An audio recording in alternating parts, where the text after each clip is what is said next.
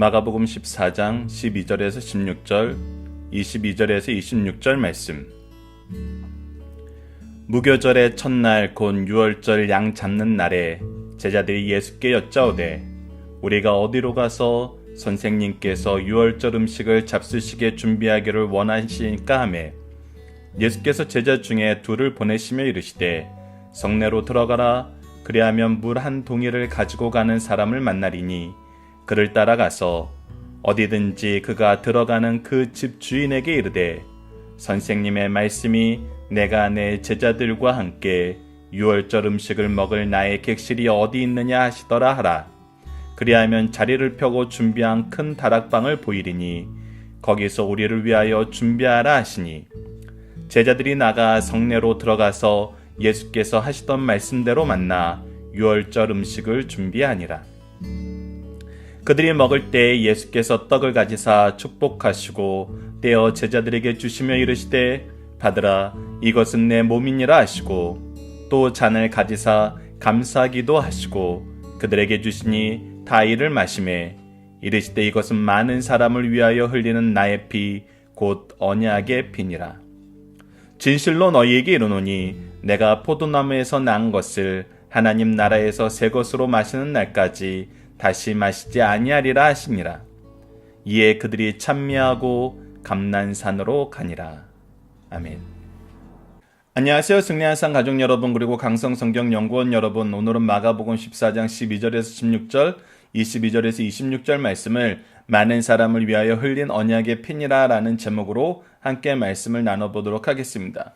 오늘 말씀은 우리가 너무나 잘 알고 있고 너무나 귀한 말씀인 성찬을 제정하신 그 말씀입니다. 유월절 절기를 따라서 예수님께서는 절기를 지키시면서 이 절기의 의미가 무엇인지를 예수님을 통해서 완성됨을 우리에게 보여주기 위해서 유월절 절기를 통해서 성찬을 가르쳐 주셨습니다. 그리고 이 성찬을 통해서 우리가 대속의 피에 의해서 구원받음을 가르쳐주고 이 성찬을 나눔으로써 이제 우리가 그리스도와 연합된 삶을 살게 됨을 가르쳐주고 그리스도와 연합된 삶은 하나님과 하나 된 삶, 하나님의 백성으로의 삶, 하나님의 자녀된 삶을 가르쳐주는 것임을 깨닫게 하시고 이것을 기념하라고 말씀하셨습니다. 그래서 오늘날까지 우리가 이 성찬식을 계속 기념하여 지키고 있고 이 성찬에 대한 가르침은 신약의 여러 말씀들을 통해서 우리가 경건하게 지켜야 되고 이것은 축복과 저주가 함께 있는 말씀임을 우리에게 가르쳐주고 있습니다. 자, 이 내용을 우리가 살펴보기에 앞서서 이 목요일 저녁에 일어났던 일들에 대해서 간략하게 살펴보도록 하겠습니다. 예수님께서 성찬을 제정하신 이후에 어떤 일이 있었냐면 바로 제자들의 발을 씻기시는 사건이 있었고 또 감난산에 올라가서 기도하는 일이 있었고 그 전에 우리가 알다시피 요한복음에 나타나 있는 다락방 강화의 이야기도 있습니다. 특히 다락방 강화의 설교는 우리에게 굉장히 중요한 의미를 주시고 많은 은혜를 주시는 말씀으로 여러분들께서 오늘 말씀을 보신 이후에 다락방 강화 요한복음 17장 말씀을 다시 한번 보시기를 추천드립니다. 자, 그러면은 오늘 본문 말씀을 보도록 하겠습니다. 무교절의 첫날 곧 유월절 양 잡는 날에 제자들이 예수께 여짜오되 절개를 지키라고 하신 모든 절개는 예수님이 지키시면서 사셨어요. 우리가 성경을 통해서 분명히 알아야 되는 것은 무엇이냐면 예수님께서는 이 땅에 오셔서 어떤 율법도 어기지 않으셨다는 것입니다. 그래서 우리가 로마서에서 봤던 것처럼 오직 예수님께서만 율법의 의를 완전히 이루셨어요. 그렇기 때문에 예수님께서는 이 땅에 사시면서 죄를 짓지 않으셨습니다. 그래서 무죄하신 예수님께서 우리를 위해서 십자가를 지셨던 거예요. 무죄하지 않으신 분이 우리를 위해서 십자가를 대신 질 수 없죠. 그래서 우리가 다시 한번 복습하는 차원에서 생각해 봐야 될 것은 예수님께서 안식일날 병자를 고치신 것은 그것은 안식일법을 어긴 것이 아니라 안식일법을 잘못 지키는 장로들의 유전에 의한 시행 규칙들, 율법주의적인 사고 방식들 이런 것들을 예수님께서 고쳐주시고 안식일의 본래 의미를 회복시켜 주셨던 것입니다. 그래서 우리가 이 부분은 잘 기억해야 돼요. 그래서 제자들이 예수께 여짜오되 예수님께서는 이것이 당연히 해야 되는 일이었어요. 그리고 이 의미가 무엇인지 예수 그리스도를 통해서 어떻게 완성되는지도 가르쳐 주셔야 됐어요.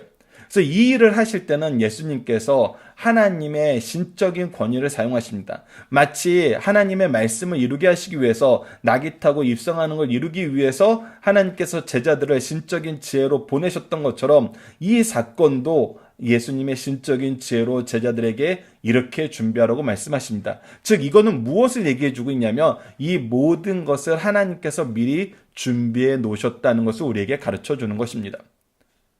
자, 제자들이 묻습니다. 우리가 어디로 가서 선생님께서 유월절 음식을 잡수시게 준비하기를 원하시니까 하매 라고 얘기했을 때 13절 말씀은 예수께서 제자 중에 둘을 보내시며 이르시되 성내로 들어가라. 들어가면 무엇하게 될 것이다? 그리하면 물 한 동이를 가지고 가는 사람을 만나리라. 그 사람을 만나면 그를 따라가서 그에게 물어보라는 거예요.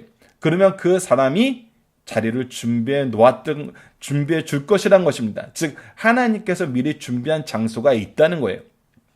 자, 14절 마저 읽어보면 어디든지 그가 들어가는 그 집 주인에게 이르되 선생님의 말씀이라고 분명히 얘기합니다. 즉 예수님께서 말씀하십니다. 당신을 통해서 내가 내 제자들과 함께 유월절 음식 먹을 나의 객실이 어디 있냐고 물어보라 하시더이다 라고 했을 때, 즉 나귀를 가지러 갔을 때 주님께서 쓰시겠다고 합니다 라고 했을 때 주님께서 이번에도 선생님께서 이 일을 위해서 쓰시겠다고 하는데 어디입니까? 라고 하면은 15절을 보면은 그리하면 자리를 펴고 준비한 큰 다락방을 보이리라. 이미 준비되었던 큰 다락방을 보여준다는 것입니다. 거기서 우리를 위하여 무엇하라? 준비하라. 이제 이 유월절 규례대로 유월절을 준비하라 하시는 것입니다. 16절을 보면 어떻게 됐어요? 제자들이 나가 성내에 들어가서 예수께서 하시던 말씀대로, 이 말씀대로 어떻게 됐어요? 준비하게 된 것입니다. 즉 하나님의 지혜를 가지고, 신적인 지혜를 가지고 이것을 준비하심으로써 이 유월절 은혜가 하나님께서 제정하시고 하나님께서 가르쳐준 방법대로 됐던 것처럼 예수님께서도 이 신적 의미를 완성시키시고 우리에게 가르쳐주기 위해서 미리 준비하셨던 모습을 보게 됩니다. 우리가 신앙생활 하면서 가장 많이 접하게 되는 부분이 어찌 보면 이런 부분입니다. 우리가 하나님의 말씀의 뜻을 순종하려고 할 때, 그의 뜻을 지키는 삶을 살려고 할 때 우리가 그것이 지키기 어렵고 힘든 삶을 사는데 막상 가보면 그것이 너무나 순적하고 쉽게 준비되어서 우리에게 제시되는 경우가 많다는 거예요. 목회자들 같은 경우도 설교하기 너무 힘들고 설교 준비가 힘들고 어려워서 참 이것을 우리가 어떻게 계속할 수 있을까 하는데 막상 가면 나를 쓰게 하시고 나의 입술을 통해서 말씀하게 하시고 이 안에서 나에게 주신 사명을 수행하게 하시는 성령의 인도하심과 준비하심을 경험하게 되더라는 겁니다. 이것은 교회 개척 가운데서도 굉장히 많이 나타나는 이야기들 중에 하나죠. 우리가 하나님의 일을 할 때 하나님의 준비하심이 우리를 항상 지키고 미리 역사하고 계심을 보게 되고, 더 놀라운 것은 어떤 사람들을 만나게 돼요. 주님께서 쓰시겠다 할 때 그 일에 헌신하는 사람들을 만나게 하신다는 것입니다. 즉 우리에게 필요한 동역자를 허락해 주신다는 것이죠. 우리가 곧 출애굽기 강해집을 여러분들에게 소개해 드릴 텐데 그곳에서도 모세에게 뭐라고 얘기합니까? 준비한 동역자인 아론을 얘기해 주죠. 더 나아가면은 우리가 미리암이 와서 함께 사역하는 것을 볼 수 있고, 중간중간에 모세 오경과 이제 여호수아서로 넘어갈 때 여호수아가 그와 함께 동역하는 것을 보게 됩니다. 우리는 하나님의 일을 할 때 항상 이 두 가지를 보게 됩니다. 하나님의 준비하심 속 안에서 우리에게 주시는 동역자들. 자, 이제 중요한 22절 이후 말씀으로 가보도록 하겠습니다. 그들이 먹을 때 예수께서 떡을 가지고 축복하시고 떼어 제자들에게 주시매 이르시되 받으라, 이것은 내 몸이니라 하시고, 또 잔을 가지고 감사하기도 하시고 그들에게 주시며 이런 말씀에 이르시되 이것은 많은 사람을 위하여 흘리는 나의 피 곧 언약의 피니라 라고 얘기해요. 자, 유월절 절기의 모습이 어떻게 진행되는지 잠깐 소개해 드리도록 하겠습니다. 우선 유월절에는 어떻게 하라 그래요? 양을 잡아서 문설주에 피를 바르고 그 양을 구워서 그 피 먹고 쓴나물을 먹으면서 떠날 준비를 하면서 먹는 것이 바로 유월절 이 제정의 의미였어요. 이것이 이제 유대 사회에서 하나님의 말씀과 함께 함께 식사를 나누는 굉장히 중요한 예배적인 요소로서 자리를 잡았습니다. 그래서 먼저 이것이 우리가 본문 다지기 여러분들 정답에서 확인하실 수 있는 것인데 1번의 유월절 잔치의 순서는 어떻게 진행되는가라는 이 말씀이 나오는데 이 말씀을 보면 먼저 가장의 감사 기도로 시작합니다. 감사 기도로 시작하면서 포도주를 나누죠. 우리를 위해서 우리의 죄를 대속한 그 어린 양의 피를 상징하는 포도주를 마시고 그리고 나서 이 출애굽기의 역사에 대해서 우리를 구원하신 하나님의 구원의 역사에 대해서 얘기합니다. 그래서 이 식사를 우리가 왜 준비하고 이 교제가 왜 이루어졌는지를 먼저 얘기하는 거예요. 즉 우리의 구원의 역사를 설명해 주는 거예요. 누구에게? 자녀들과 손님들에게. 자, 그리고 나서 이제 찬송시로 찬양을 합니다. 주로 이 시편 113편이나 114편으로 찬송을 하고 이때 두 번째 잔을 나누면서 이 떡과 양고기들, 쓴 나물들을 나누어 먹기 시작합니다. 그러면서 다시 이 하나님의 신실하심을 찬양하는 찬양시 115편에서 118편, 시편 115편에서 118편을 나누고 이제 또 잔을 나눕니다. 그래서 지금 우리가 보면은 하나님의 구원의 은혜, 우리를 깨끗하게 하신 하나님의 이 정결의 제도, 그리고 우리의 감사, 이것들이 계속 우리가 나눠지면서 우리의 신앙의 역사를 쭉 나누는, 특히 하나님의 구원의 역사를 쭉 나누는 그런 식탁잔치로 이루어져 있습니다. 그래서 여러분들 이 과정을 미리 설명해 드린 이유는 어떤 사람들이 이 부분을 가지고 이제 문제 제기를 한다 그래요. 우리가 성찬을 할 때 주로 떡을 먼저 나누고 그 다음에 잔을 나눕니다. 그런데 어떤 성경에서는 잔을 먼저 나누고 떡을 나누는 말씀이 있어요. 그래서 이게 우리가 성찬 때 문제를 일으키는 요소가 된다는 것입니다. 잔을 먼저 나누자, 떡을 먼저 나누자 이렇게 얘기하는데 여러분들 우리가 유월절 순서를 지금 말씀드렸던 것을 보여드리면은 우리가 잔을 나누고 떡을 나누는 것이 딱 한 번으로 끝났던 것이 아닙니다. 유월절 이 절기 안에서의 모습은. 그리고 그 안에서 계속 무엇이 선포되냐면 구원의 말씀이 가장을 통해서 선포되고 있어요. 즉 예수님께서 이 유월절 의미를 충분히 설명하시고 그리고 이것이 어떤 의미가 있는지 떡과 잔을 통해서 우리에게 이 의미의 완성을 설명해 주고 있는 거예요. 단순히 이것을 그냥 아무것도 없는 상태에서 새롭게 한 것이 아니라 유월절 절기 안에서 가르쳐 주고 있는 거거든요. 그래서 우리를 구원하신 출애굽의 구원의 역사가 지금 무엇으로 완성되는 거냐면 예수 그리스도와 하나됨으로 말미암아 우리가 죄의 문제에서 구원받는 것을 지금 가르쳐주고 있다는 거예요. 즉 떡과 잔을 나누는 것은 예수님의 몸과 예수님의 피로 우리가 새롭게 되고 하나됨을 얘기해요. 즉 유월절 의미에서 예수 그리스도의 죽으심을 상징하고 예수 그리스도의 죽으심으로 말미암아 우리가 구원받는 것을 가르쳐주면서 동시에 무엇을 가르쳐주는 거예요? 그리스도와 연합됨을 가르쳐주는 거예요. 그리스도와 연합됨으로 말미암아 우리가 어떻게 된 거예요? 하나님과 하나 되게 된 거예요. 그래서 25절 말씀이 나오는 것입니다. 진실로 너희에게 이르노니 내가 포도나무에서 난 것을 하나님 나라에서 새 것으로 마시는 날까지. 즉 우리가 어떻게 된다는 거예요. 지금 예수님과 이 하나됨으로 말미암아 하나님 나라에서 우리의 완전한 새 나라와 새 하늘과 새 땅에서 천국에서 하나님과 함께 이 잔치를 우리가 다시 맛보게 된다는 거예요. 그래서 너희들은 이 날을 기대하는 거예요. 날까지 다시 마시지 아니하리라 하시면서 이제 지상에서의 우리가 나누는 것은 끝이지만 너희들은 나와 이것으로 연합되었고 이것은 결국 우리를 어디로 가는 것을 사모하고 어디로 가는 것을 보게 만드냐면 하나님 나라에서 영원한 연합의 모습을 우리에게 가르쳐 준다는 것입니다. 그래서 다른 말씀에서는 이것을 기념하라고 우리에게 가르쳐 주고 있죠. 그래서 이 유월절 성찬의 제정은 이 지상에서의 단순히 구출의 의미가 아니라 우리가 영원한 하늘나라에서 하나됨을 가르쳐주는 영혼 구원과 육계의 부활의 모습을 미리 우리에게 가르쳐주는 굉장히 중요한 제도가 됐다는 것입니다. 그래서 이 놀라운 성찬을 경험했기 때문에 26절 이에 그들이 찬미하고 감난삼으로 가니라 그랬어요. 찬미하고 누구를 찬미하는 거예요? 하나님의 역사를 찬미하고 하나님의 은혜를 찬미하고 이것을 우리가 기억해야 됩니다.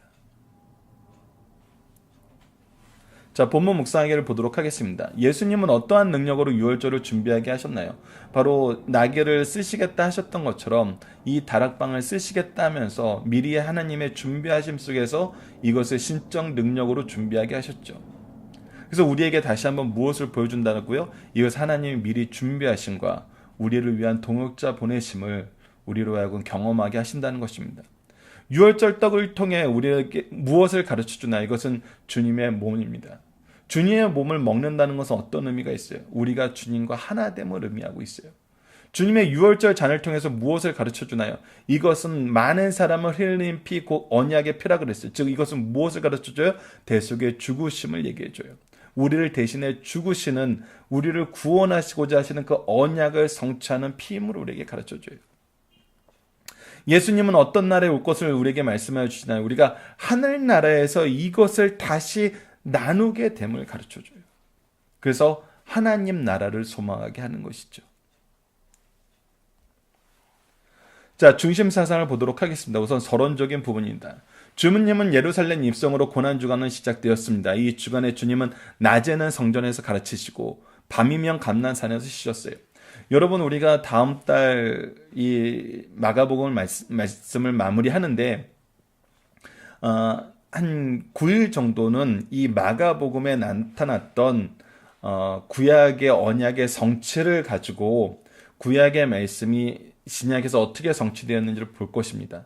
특히 예수님께서 성전을 향한 열심에 대해서 얘기하는 구약의 말씀을 통해서 예수님이 성전을 향한 열심이 무엇인지를 확인하게 되는데, 이것은 단순히 성전을 청결하게 함으로써 성전을 기도하는 것으로만 회복됐던 것으로 끝나지 않습니다.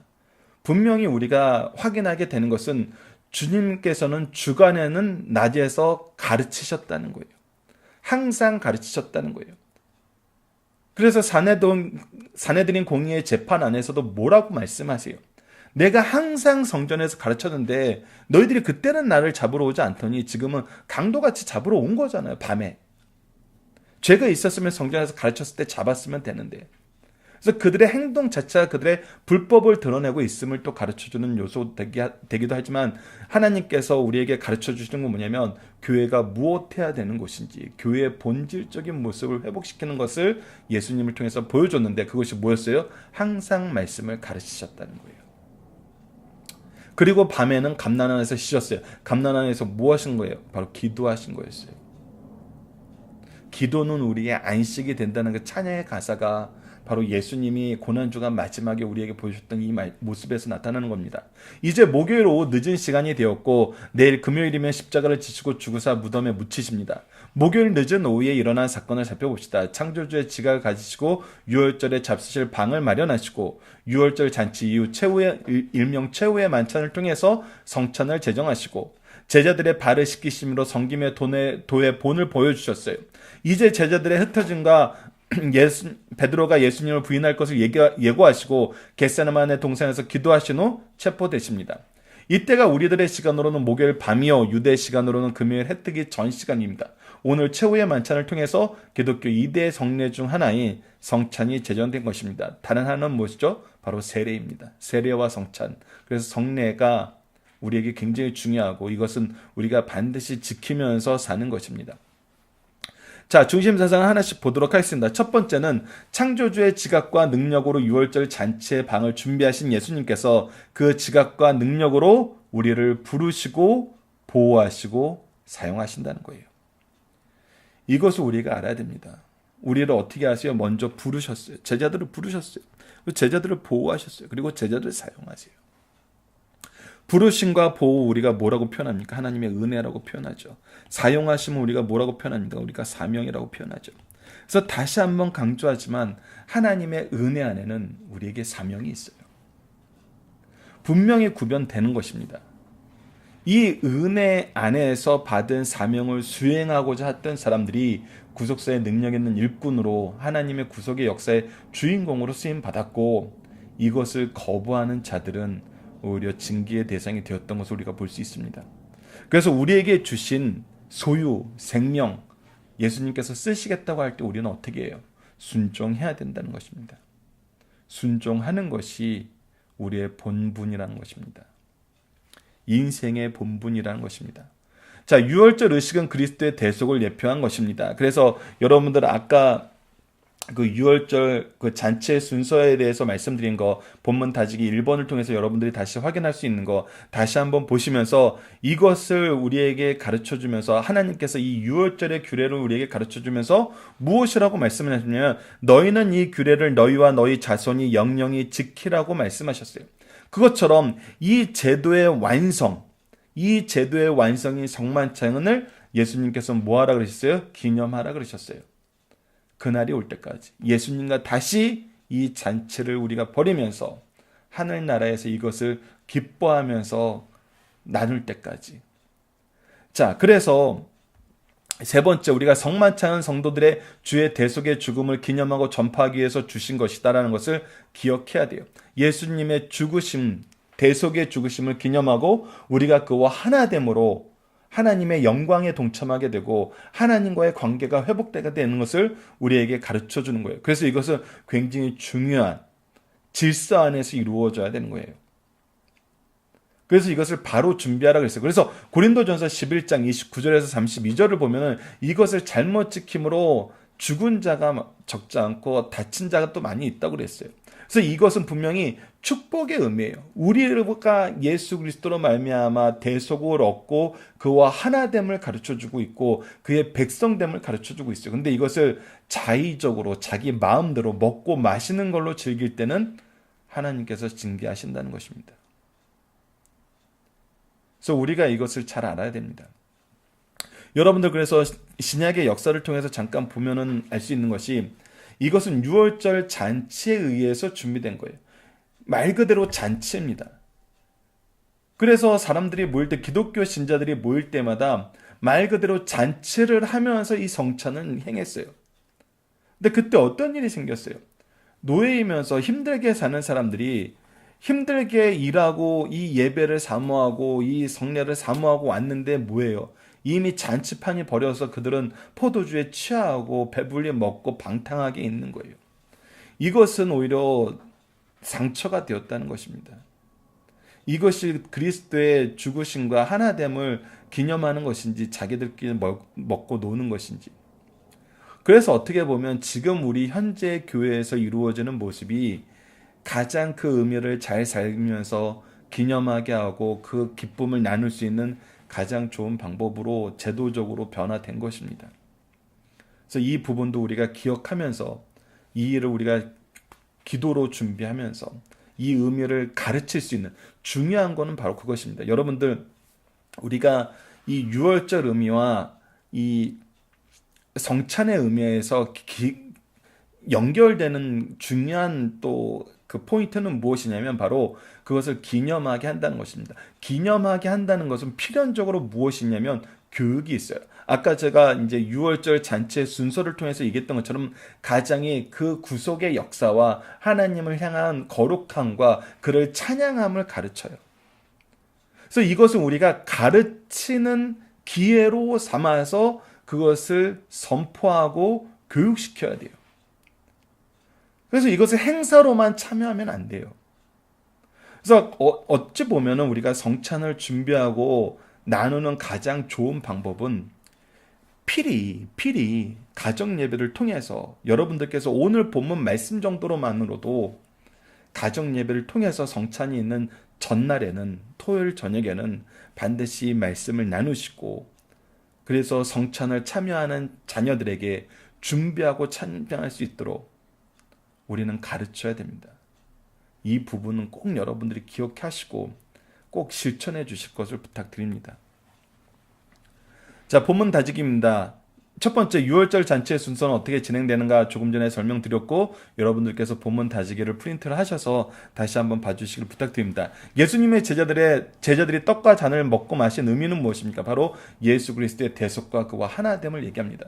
예수님이 진행하신 유월절 만찬의 의미는 무엇입니까? 이것이 바로 하나님께서 우리의 구원을 완성시키신다는 의미가 있는 거예요. 그래서 유월절 만찬이 성찬으로 이어지면서 이 의미의 완성을 우리에게 가르쳐주고 있고, 이것은 또 우리에게 무엇을 소망하게 해요? 하늘나라에서 우리가 나눌 그 어린 양의 잔치를 사모하게 한다는 것입니다. 즉, 이 안에서 우리에게 부활의 은혜까지 사모하는 것이 있음을, 영원한 삶을 사모하게 하는 것이 있음을 우리는 기억해야 됩니다. 자, 본문 적용하기입니다. 성찬은 지금 우리에게 어떤 의미가 있는 것이고 무엇을 바라보게 하는 것이며 어떻게 준비해야 되는지 나눠봅시다. 조금 전에 미리 말씀드렸던 것처럼 이것은 예수 그리스도로 인한 대속과 그리스도의 연합과 우리의 영원한 부활과 영원한 삶을 의미하는 거예요. 그래서 이것을 우리는 바르게 준비해야 돼요. 질서 있게 준비해야 돼요. 조금 전에 고린도전서 말씀을 예를 들었던 것처럼 그 예가 아니라 그 교훈에 대해서 말씀드렸던 것처럼 우리가 여기서 준비하지 않고 하는 것은 굉장히 어렵습니다. 그리고 우리가 이 의미를 하나님의 구원의 역사를 가르치고 하나님의 거룩하심의 은혜를 가르치고 우리에게 주신 소망을 가르치지 않고 참여하게 하는 것은 그냥 행사를 참여하게 만드는 것일 가능성이 많습니다. 그래서 우리는 다시 한번 여러분들에게 제안하고 싶은 것은 여러분들 가정에서 성찬이 있는 날을 저녁에는 꼭 가정예배를 드리세요. 가정예배를 드리면서 자녀들에게 이 의미를 가르치고 예수 그리스도의 대속을 가르치고 예수 그리스도로 인해서 하나됨을 가르치고 부활의 영광과 영원한 나라의 영원한 생명의 영광을 가르치고 이것을 지키는 민족으로서의 삶, 하나님 나라의 백성으로서의 삶을 가르치는 시간이 되었으면 합니다. 말씀을 기초로 기도하기를 통해서 마치겠습니다. 이번 주 공동 기도 제목은 하나님, 우리가 사명 안에서 오직 하나님의 뜻을 바로 알고 오직 하나님의 방법으로 일하며 오직 하나님의 영광을 향해 가게 하여 주소서라고 기도해 주십시오. 그리고 오늘 본문 말씀을 통해서는 우리가 주님의 은혜로 대속함을 받아 교회에서 하나됨을 기념하게 하여 주소서. 오직 예수 그리스도의 십자가를 바라보며 천국에서 우리가 함께 나누게 될 어린 양의 혼인잔치를 소망하게 하옵소서. 이것을 준비하는 데 가볍게 여기지 말고 경건의 훈련을 통해 바르게 준비하며 대속의 은혜를 자녀와 제자들에게 바로 전하게 하여 주소서. 이 기도로 함께 기도하고 여러분들 각자 기도 제목이 있는 분들은 댓글로 남겨주시면 저희들 함께 기도하도록 하겠습니다. 감사합니다.